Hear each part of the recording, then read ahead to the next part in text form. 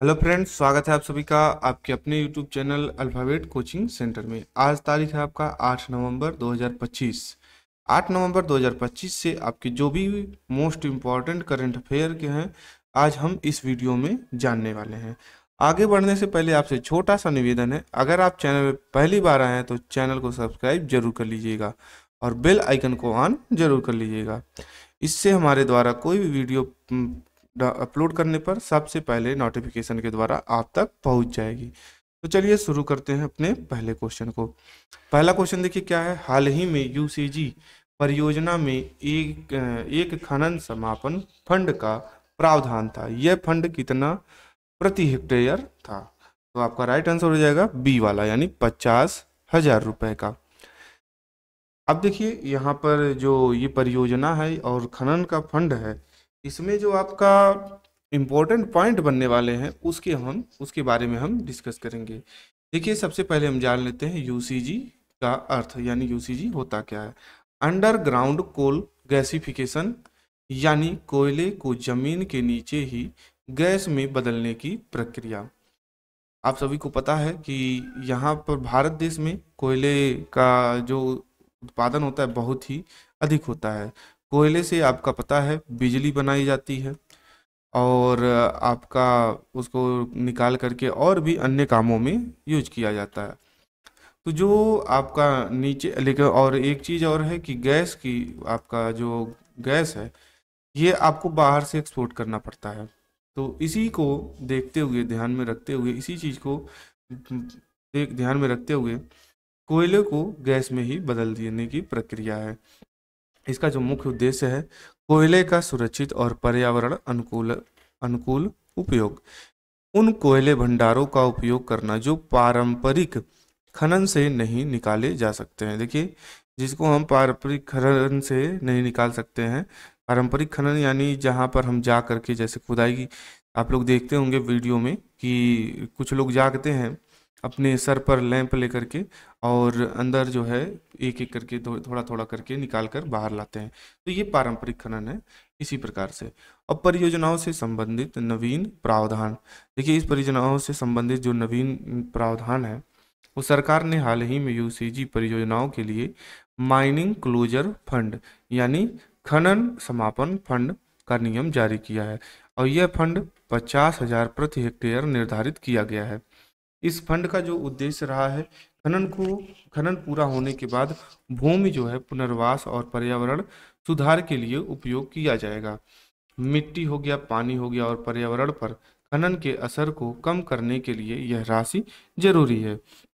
देखिए ये जो प्रमुख मंत्रालय हैं ये कोयला मंत्रालय के अंतर्गत ये आता है, इसी के दिशा निर्देश जारी किए जाते हैं ये सब।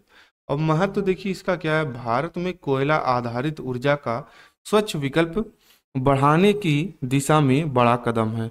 नेट जीरो एमिशन 2070 तक लक्ष्य को ध्यान में रखते हुए यह योजना बनाई गई है कि 2070 तक ये आपका ये लक्ष्य जो है खत्म हो जाएगा, सुरक्षित हो जाएगा। अगला क्वेश्चन है, हाल ही में किस आईआईटी ने मुख्य चुनाव आयुक्त यानी ज्ञानेश कुमार को सम्मानित किया है? तो आपका राइट आंसर हो जाएगा आईआईटी कानपुर।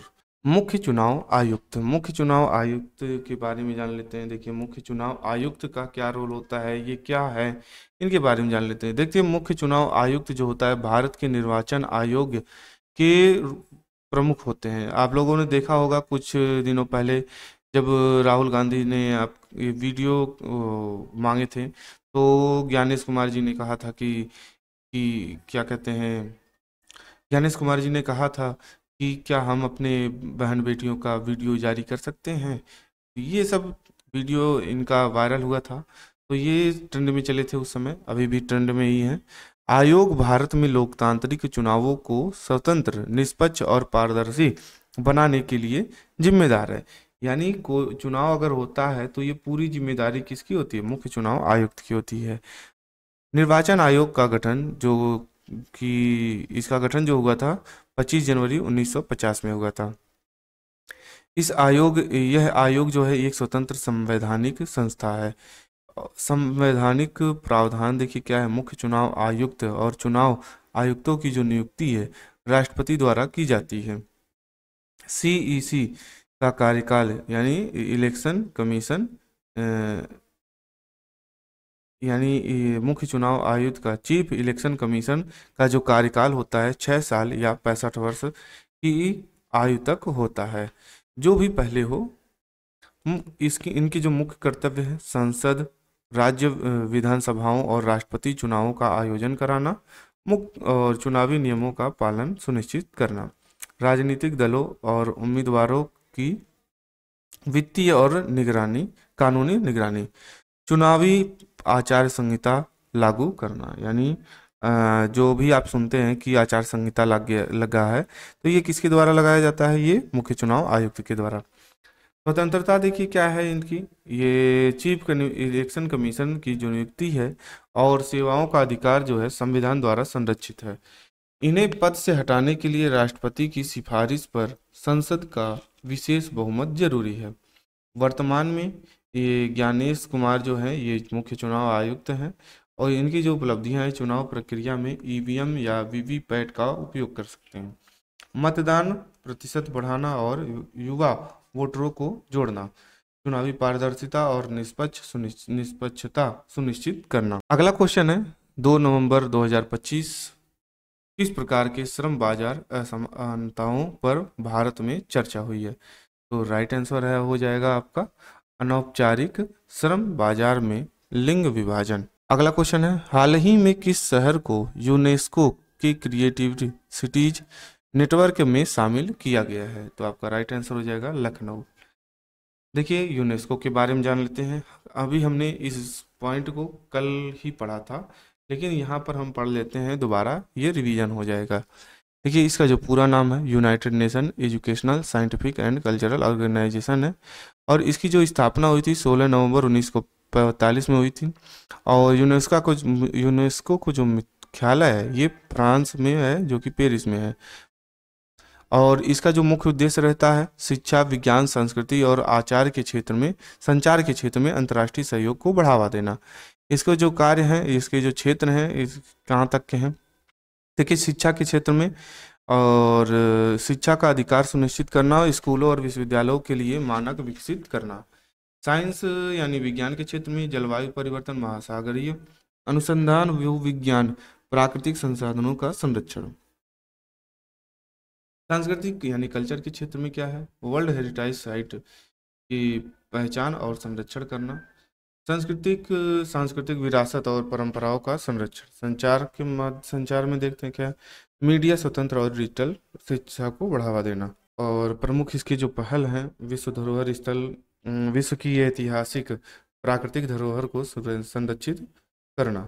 और उदाहरण के लिए ताजमहल और Great Wall of China, Paris का Arc de Triomphe, intangible cultural heritage जैसे आपका लोक नृत्य हो गया, हस्तकला हो गया, ये सब इनका संरक्षण करना। और एजुकेशन ऑफ ऑल यानी सभी बच्चों को शिक्षा तक पहुंचाना जो है सुनिश्चित करना, ये भी आपका यूनेस्को के तहत ही आता है। मैन एंड बायोस्फीयर प्रोग्राम, ये पारिस्थितिकी और जैव विविधता का संरक्षण है। भारत में यूनेस्को जो साइट हैं वो कौन कौन से हैं? देखिए यूनेस्को की जो साइट हैं भारत की केवल 40 से अधिक साइट जो ऐसी हैं जो यूनेस्को में दर्ज हैं। कुछ हम बात करते हैं ताजमहल, काजीरंगा नेशनल पार्क, अजंता एलोरा गुफाएं। अब देखिए काठमांडू के भक्ति संगीत, कुचिपुड़ी नृत्य और कुंभ मेला, ये आपके इसमें यूनेस्को में दर्ज है। उसके बाद यूनेस्को का जो उद्देश्य है शिक्षा, विज्ञान, और ये हमने आपको बता दिया है। और देखिए ताजमहल को यूनेस्को में 1938 में विश्व धरोहर घोषित किया गया था। और भारत में सबसे पुराना जो अजंता एलोरा गुफाएं हैं, इसको भी वर्ल्ड हेरिटेज साइट में जोड़ा गया है। अगला क्वेश्चन है हाल ही में जारी निर्देशों के अनुसार UCG परियोजनाओं में निम्नलिखित में से क्या अनिवार्य है? तो आपका राइट आंसर हो जाएगा एक मान्यता प्राप्त संस्थान द्वारा पायलट अध्ययन, यानी सी वाला ऑप्शन सही हो जाएगा। अगला क्वेश्चन है हाल ही में GST संग्रह में कितने प्रतिशत की वृद्धि दर्ज की गई है? यहाँ पे 4 ऑप्शन दिए गए हैं, जिसमें से आपका राइट आंसर हो जाएगा 4.6%, जो कि वृद्धि दर्ज की गई है। ये आपका राइट आंसर हो जाएगा। अब हम बात कर लेते हैं जीएसटी के बारे में, जो कि बहुत ही महत्वपूर्ण क्वेश्चन बनते हैं जीएसटी से। देखिए, जीएसटी का जो फुल फॉर्म होता है गुड्स एंड सर्विस टैक्स होता है, शॉर्ट में इसको जीएसटी कर देते हैं। इसकी हिंदी होती है वस्तु एवं सेवा कर। देखिए, भारत में जो पूरी तरह से लागू किया था गया था 1 जुलाई 2017 को लागू किया गया था, लेकिन भारत में पूरे देश में लागू करने से पहले ये सबसे पहले भारत के असम राज्य में इसको प्रैक्टिकल के तौर पर इसको उतारा गया था। असम में जब ये सफल रहा तो ये पूरे देश में, और ये जो लागू किया गया था असम में 2015 में इसको लागू किया गया था, और 2017 में इसको पूरे भारत में लागू कर दिया गया। इसका जो उद्देश्य था, ये कर प्रणाली को सरल और एकीकृत और पारदर्शी बनाना था। देखिए, जब जीएसटी नहीं लगा था तो उस पर कई प्रकार से आपको टैक्स देने पड़ते थे। आपको जैसे सीजीएसटी देना रहता था, उसके बाद आपको एसजीएसटी देना रहता था, उसके बाद आपका वैट इसमें जुड़ जाता था, उसके बाद आपका तमाम प्रकार से इस पे टैक्स लगे रहते थे। तो इसको जो है, अब देखिए इसमें सीजीएसटी जो रहता था वो अलग रहता था, या जीएसटी, यानी सभी प्रकार से अलग अलग टैक्स लगे रहते थे। लेकिन इन सब टैक्स को एक साथ मिला दिया गया, जिसको हम जीएसटी कहते हैं। तो आपको कोई भी वस्तु लेने को जाते हैं तो उस पर जीएसटी आपको देखने को मिलता है, ना कि अन्य टैक्स। संवैधानिक प्रावधान देखिए, जीएसटी लागू करने के लिए संविधान जो है, संविधान 101वें संविधान संशोधन के द्वारा ये आपका जारी हुआ था, जो कि 2016 में। प्रकार जो है ये सीजीएसटी ये सेंट्रल जीएसटी है, और एस जीएसटी ये स्टेट जीएसटी, यानी राज्य सरकार इसको देखता है एस जीएसटी, और सेंट्रल जीएसटी ये केंद्र सरकार के द्वारा लगाया जाता है। आईजीएसटी क्या होता है? इंटीग्रेटेड जीएसटी, यानी राज्यों के बीच अंतर्राज्यीय व्यापार पर लागू होता है। इसका जो मुख्य उद्देश्य था, एक देश एक कर प्रणाली था। व्यापार में कर की दरों और प्रक्रियाओं को सरल बनाना, भ्रष्टाचार और टैक्स चोरी को कम करना। कर की जो संरचनाएं हैं 0%, 5% और 12%, 18% और 28%, यानी टोटल जो है ये आपके 5 प्रकार से टैक्स हैं।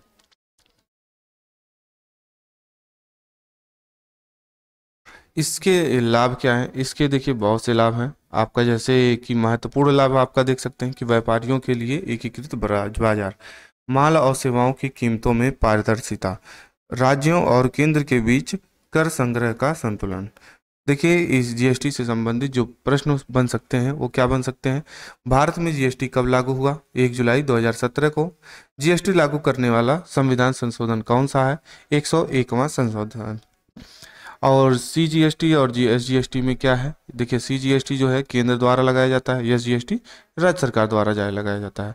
आईजीएसटी कब लागू हुआ था? अंतर्राष्ट्रीय राज्य व्यापार है ये। अगला क्वेश्चन है, हाल ही में किस तकनीकी वैज्ञानिक विषय ट्रांसिएंट लूनार फिनोमिना के संबंध में चर्चा में आया था? तो चंद्रमा पर अचानक प्रकाश परावर्तन हुआ था, तो इस वजह से ये चर्चा में रहा है।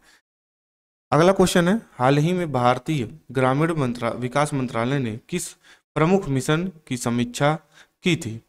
तो आपका राइट आंसर हो जाएगा दीनदयाल अंत्योदय योजना, यानी शॉर्ट में NRLM।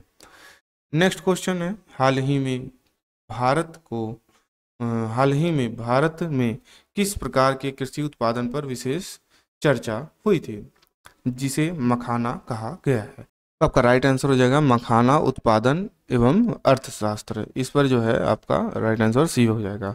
नेक्स्ट क्वेश्चन, और ये आपका लास्ट क्वेश्चन है, हाल ही में किस संस्था द्वारा दैनिक सीए यानी करंट अफेयर्स अपडेट में शामिल किया गया है? तो आपका राइट आंसर हो जाएगा